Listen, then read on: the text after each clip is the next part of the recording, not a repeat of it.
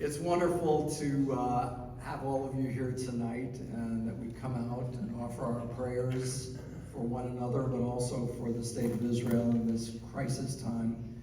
And tonight I wanted to talk a little bit about Passover, and there's an old Yiddish expression: you have to make Pesach, medaf machen Pesach. You have to make it, which means you have to prepare for it. It doesn't just happen. And part of the process is cleaning out the chametz, cleaning out the leavened bread, and making sure your house is cleansed of all of that, and that you only have purely matzah and observe it for that period of time. And I want to talk about the names we use, but first let me talk a little bit about the cleaning out the clutter. The clutter has a lot to do with what we keep around that doesn't serve us. And all of us have things in our lives that for some reason or another we keep around even though it doesn't serve us. You know, people who run organizing businesses, they come into your home and help clean up your closet or clean up the spare room. They have a rule. If you haven't looked at it or used it in a year, throw it out or give it away.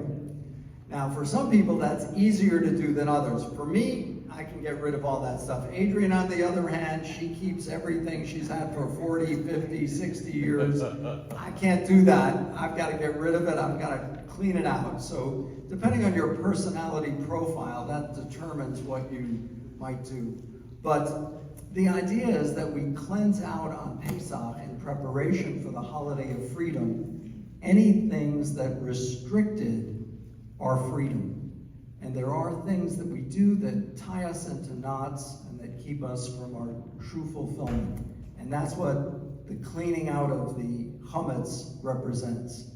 And I'm going to talk about the names of Passover because I think that's extremely instructive. And by the way, our service tonight is being viewed by a larger audience that couldn't be here tonight with us, and we welcome all of them. So Passover goes by a number of different names. The first name we're all familiar with, Chag HaPesach, which speaks about the paschal lamb that sacrificed the offering. And I want to talk for a minute about sacrifice because the truth is you have to sacrifice for freedom. Things don't come easily. Sacrifices are required. When we think about the birth of the state of Israel, there was a beautiful poem that says, the state of Israel, as miraculous as it is, was not given on a magash hakesef, on a silver platter. People had to die, and we know over 600 soldiers have died to date defending Israel and into Gaza to cleanse out the Hamas terrorists who brutalized us on October 7th. And when we think about sacrifice, that's the ultimate sacrifice. But all of us sacrifice in our own way for the things that are valuable to us in life. And that's what we're called upon to do. And if we want freedom, often it requires a sacrifice. The men and women of the armed forces of our country who sacrifice for our freedoms, that's critical. So when we think about Pesach, we think also about the sacrifice that's made, that's represented by that name, Chag HaPesach. Passover is also known as the Chag HaAviv, the holiday of spring. And springtime represents something really significant. And a lot of people don't know this, but originally, Passover was the New Year. It was Rosh Hashanah. Rosh Hashanah replaced it as the actual New Year of the calendar. But spring represented the rebirth of the earth and of nature. And that idea that each of us can have that rebirth every year in our lifetimes is something that speaks to our potential. And that's what springtime represents. A lot of us have seen that. We've had friends who've lost a loved one, and they are depressed and disconsolate and down, and we think they'll never recover.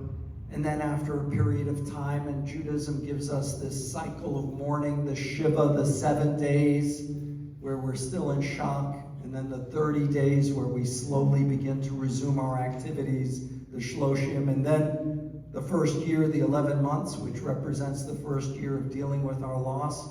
And I've seen it, and you've seen it, men and women who undergone a rebirth after that period of time.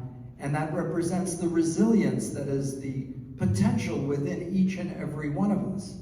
You know, there's an old story about a Egyptian potentate, a pharaoh, who was buried in one of the tombs in Egypt. And they would bury the pharaoh with foodstuffs. because they believed that in the next life they'd wake up again and have this great feast. The mummified Pharaoh would resume his life. And they took one of the kernels of wheat that was found in this ancient sarcophagus of the Pharaoh, and they popped it into a jar of water. And guess what? It sprouted, because within the DNA was the potential of something sprouting again to life. So we know that that potential is within each and every one of us to be reborn. And so spring represents that idea of rebirth. But Passover is also known by another very important name, which is Zaman Cherutenu, the time of our freedom. And it's about the timing. The Israelites left. They left Egypt in haste, and they chose that time. And we're reminded of the preciousness of time and how precious freedom is in our lifetime. And the choices we make determine how we use that time constructively to free ourselves and to free others.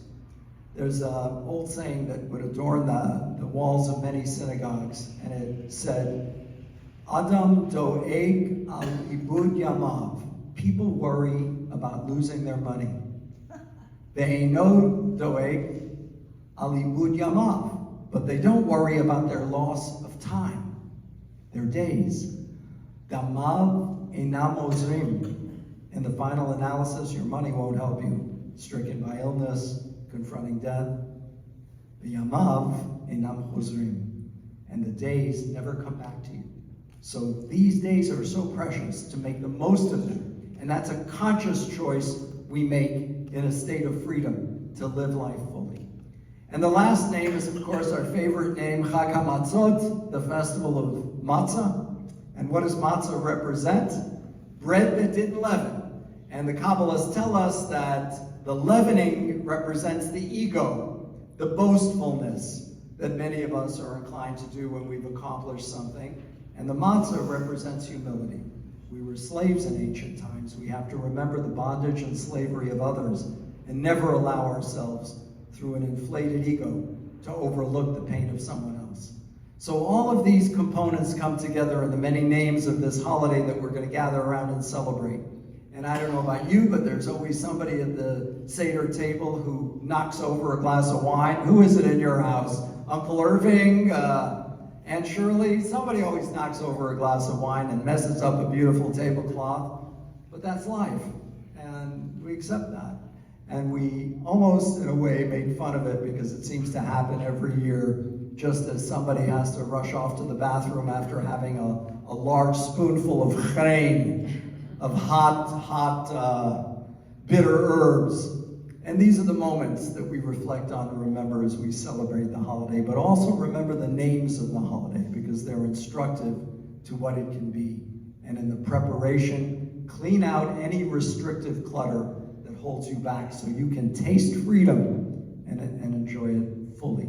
Shabbat Shalom.